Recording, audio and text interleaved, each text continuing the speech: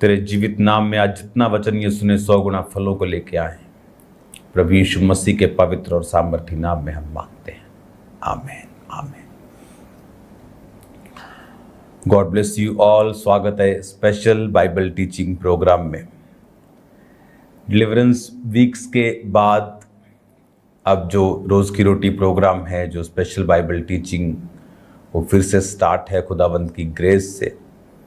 और मेरा बिलीव है कि आप खुदावंद के गहरे भेदों को अपने जीवन में पाएंगे और इनकरेज रहेंगे, क्योंकि जो वर्ड आप सुनेंगे वो आपको इनकरेज करेगा परमेश्वर के वचनों के ऊपर और अधिक चलने के लिए और अधिक प्रेयर करने के लिए।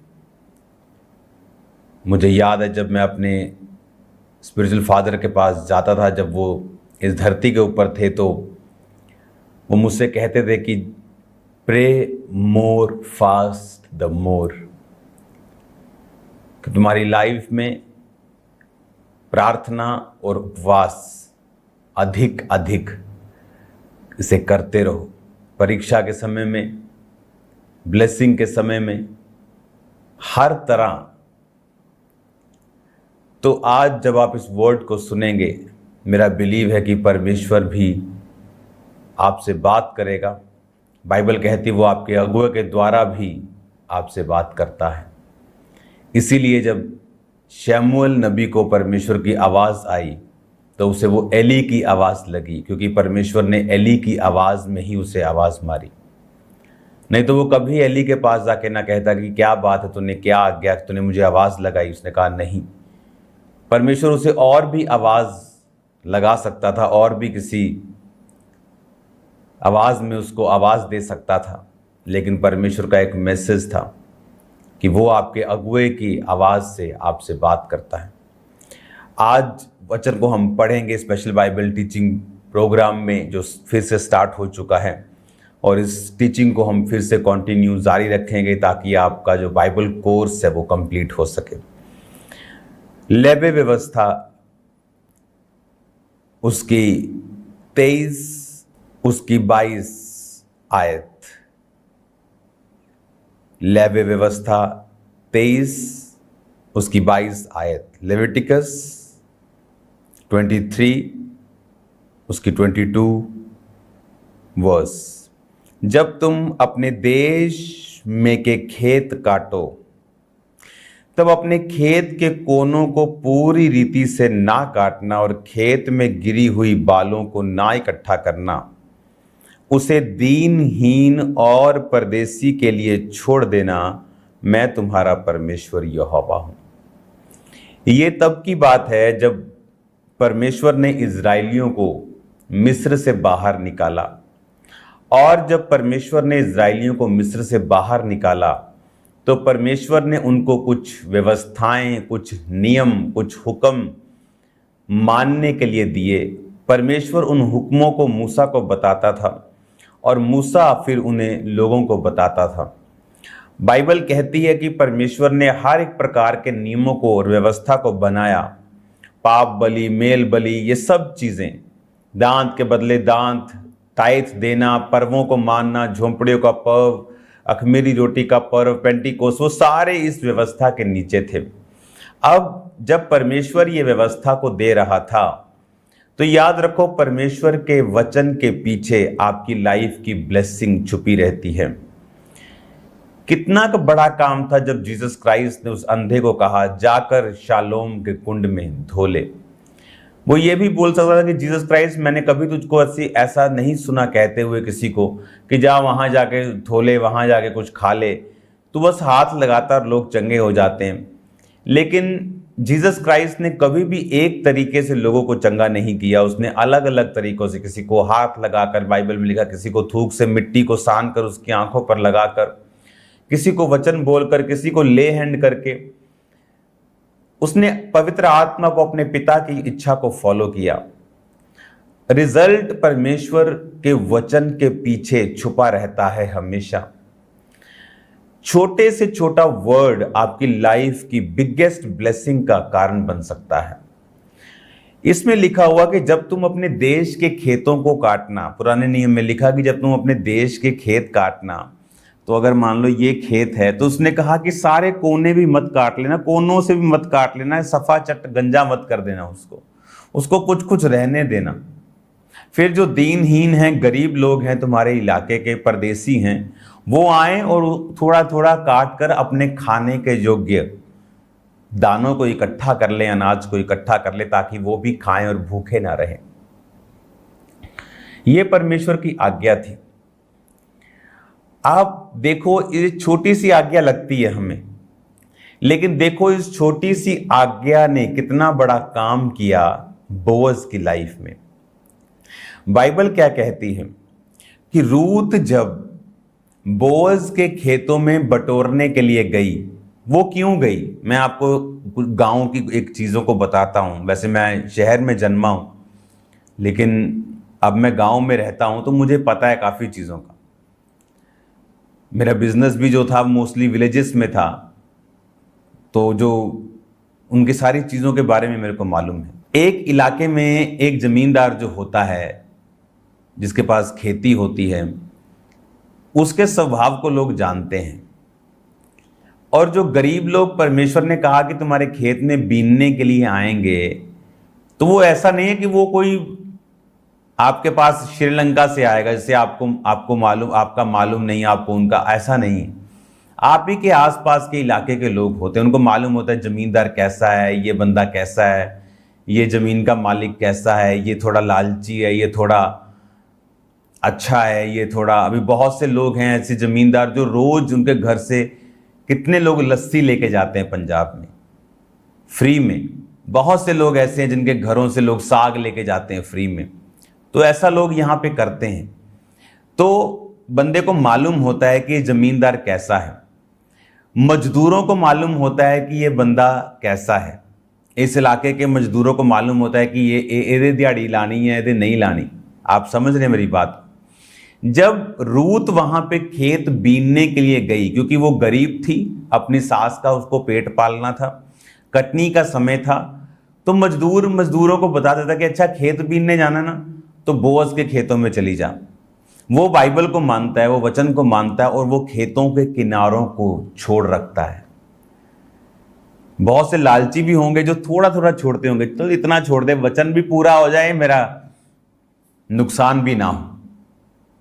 लेकिन कुछ लोग परमेश्वर के वचनों पे चलते हैं, और बाइबल कहती है जिसने बिखेरा, जिसने दिया, उसको कोई घटी ना हुई कभी भी। अब रूत को ये मालूम था कि ये बंदा ठीक है, ये खेत का मालिक ठीक है, इसके खेत में चलती हूं तो मुझे कुछ मिल जाएगा। एक वचन को मानने से जो बोअज ने माना, मजदूर के रूप में, परदेसी के रूप में रूत उसके खेत में उस फसल को चुगने के लिए आई, और वही उसकी पत्नी बनी, वही दाऊद की परदादी बनी। इमेजिन करो, एक यहोवा के वर्ड को फॉलो करने से बोअज परमेश्वर यीशु मसीह की ब्लड लाइन में जुड़ गया, उसके वंश का अधिकारी बन गया, उसका नाम सदा तक आज तक लिया जाने लगा। अगर रूत खुदा के वचन पे चलने के कारण कि उसने अपनी बूढ़ी सास और परमेश्वर को नहीं छोड़ा और दुखों को एक्सेप्ट कर लिया कि मैं तैयार हूं दुखों में रहने के लिए, लेकिन परमेश्वर यहोवा को छोड़ने के लिए तैयार नहीं हूं, इस वजह से परमेश्वर ने उसे अपनी ब्लड लाइन में जोड़ा। और उधर बोअज जो बाइबल के वर्ड्स को फॉलो करता था, उसने सब मजदूरों को कहा, सिर्फ रूत को ही नहीं, वो अच्छे दिल का था। जब भी कोई अच्छा मिलता था वो बोलता था कि इसी पानी में से पीना, जो मजदूर खाते हैं उसी में से खाना, तुम इसी खेत में जो फसल रह जाती है उसको बिनना। अपने मजदूरों को बोल के रखा था कि ऐसी औरतों को तंग मत करना, वो भी बिब्लिकल था। रूत भी बाइबल पे चलने वाली थी, और बोअज भी परमेश्वर के वचन के ऊपर चलने वाला था। बोअज अपनी मर्जी से खेतों को साथ जो नुकरें होती थी, परे परे की फसल, अपनी मर्जी से नहीं छोड़ता था। उसे पता था कि ये पवित्र वचन का हुक्म है, ये बाइबल का हुक्म है कि जब तुम अपने देश के खेत काटो तो खेत के कोनों को पूरी रीति से ना काटना, खेत में गिरी हुई बालों को ना इकट्ठा करना, वरन उनको दीनहीन और परदेशी के लिए छोड़ देना। मैं तुम्हारा परमेश्वर यहोवा हूं। हालेलुया। इमेजिन करो, बोअज परमेश्वर को मानने वाला होता लेकिन थोड़ा लालची होता और खेत के कोनों पे फसल ना छोटी छोटी छोड़ देता, वचन भी पूरा हो जाए। तो जब रूत तो नहीं थी, अगर जब वो पूछती मजदूरों से, दीनहीन अपने जैसे गरीबों से कि किस खेत में जाएं जहां पर मैं कुछ ले पाऊं, जहां कुछ मिल जाए, तो कोई भी बोअज के खेतों को रिकमेंड ना करता। वो उनको रिकमेंड करते, उन पर जाने के लिए बोलते जो अपनी फसलों को रख छोड़ते हैं, जो खुले दिल के हैं, जहां मजदूरी पूरी मिल जाएगी, जहां फायदा होगा। तो देखो बोअज अपनी लाइफ की कितनी बड़ी ब्लेसिंग को खो बैठता और उसे हासिल ना कर पाता। आज अनगिनत लोग इस दुनिया में परमेश्वर के छोटे से छोटे हुक्म को तोड़ के अपनी लाइफ की बड़ी से बड़ी ब्लेसिंग से हाथ धो बैठे हैं, मिस कर बैठे हैं। अपनी अपनी रूत को, अपने अपने बोअज को मिस कर बैठे हैं, अपनी अपनी आशीष को वो मिस कर बैठे हैं। क्योंकि जब आप परमेश्वर के मुंह से निकले हुए वचन को सीरियस नहीं लेते हैं, एक्चुअल में आप अपनी ही ब्लेसिंग्स को ठुकरा रहे होते हैं। आप अपने लिए ही एक बंधन, एक बॉन्डेज, एक पुल, एक फालतू का स्ट्रगल तैयार कर रहे होते हैं। परमेश्वर के छोटे से छोटे वचन के साथ एक ब्लेसिंग जुड़ी हुई है। वो टाइथ देना हो, वो प्रेयर का हो, वो फास्टिंग का हो, वो हत्या ना करना हो, माता पिता की आज्ञाओं को मानना हो, मूर्ति पूजा ना करना हो, वो चर्च में जाना हो, वो परमेश्वर के भवन के साथ वफादार रहना हो। वो कोई भी छोटी से छोटी आज्ञा जो आप मानते हैं, वो आपकी लाइफ में एक बड़ी बरकत के दरवाज़ों को खोल देती है। अब बोअज को ये बात मालूम नहीं थी कि उसका ये छोटी सी आज्ञा को मानना उसकी लाइफ में एक बड़ी ब्लेसिंग का रीजन बन जाएगा। बोअज के पास पैसा था, रुतबा था, जमीन थी, जायदाद थी, लेकिन वो मैरिड नहीं था। तो परमेश्वर ने उस बंधन को भी तोड़ा। लेकिन बंधन टूटने का कारण अगर आप बाइबल में देखें तो ये वचन था जो लेवी व्यवस्था 23 उसकी 22 आयत में लिखा था। इस वचन को बोअज मानता था और परमेश्वर से डरता था, और यही वचन उसकी लाइफ के उस बंधन को तोड़ने का कारण बना, और उसकी डिलीवरेंस हुई और उसकी मैरिज हुई। और मैरिज से भी कौन से वंश पैदा हुए? ओबेद पैदा हुआ, दाऊद पैदा हुआ, जीसस क्राइस्ट पैदा हुए, आप और मैं पैदा हुए। मैं और आप भी आज इसी बोअज के वंश से कहलाते हैं, क्योंकि ये दाऊद का वंश है, क्योंकि जीसस क्राइस्ट का वंश है। जब हम जीसस क्राइस्ट में नया जन्म लेते हैं तो हम उसके वंश के, अब्राहम के वंश के भी बन जाते हैं।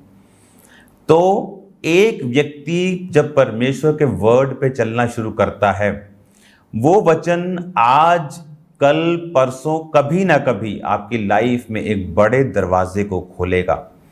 इनकरेज रहिए, फोकस्ड रहिए, उसके वर्ड के प्रति एक्साइटेड रहिए, क्योंकि आप नहीं जानते कौन सा वे रास्ता आपके लिए खुलने के लिए तैयार है। उसके वचन को तुच्छ जानने वाले, बाइबल कहती है, तुच्छ समझे जाएंगे। और पता नहीं कितने धर्मी लोग बंधनों में हैं एक वचन को तोड़ने के कारण। कितने धर्मी, कितने पास्टर्स बॉन्डेजेस में हैं और अपनी डिलीवरेंस की वेट कर रहे हैं, क्योंकि एक वचन को वो फॉलो नहीं कर रहे। एक छोटे से छोटे वचन को तोड़ना हमारे लिए बरकतों का बंद होने का कारण बन सकता है, और ये बात हमें इस वचन से समझ आती है। हालेलुया। और देखो कितनी क्लियरली परमेश्वर ने कहा कि जब तुम अपने देश के खेत काटो तो देश अपने खेत के कोनों को पूरी रीति से मत काटना, गिरी हुई बालों को इकट्ठा मत करना। और यही चीज उठाने के लिए रूत वहां पे एंट्री उसने की।